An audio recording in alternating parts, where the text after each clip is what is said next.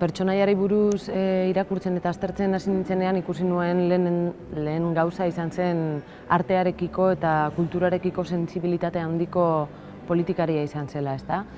Eta bestalde, Paris tokatu zitzaidanez, Paris momentu horretan bizi ari zen vanguardia artistikoen estanda horri ere erreparatuz, orduan ikusi nuen berehala dokumentala artearen inguruan, Paris, Euskal Herria eta artearen inguruan ibili behar zuela, ezta? Eta horrela topatu nuen Eresoinkaren historia, justo erbesteratuek osatutako formazio artistiko interdisciplinarra izandakoa eta Parisen espektakulua estreinatu eta 2 urte gerora Parisen bukatu zuten.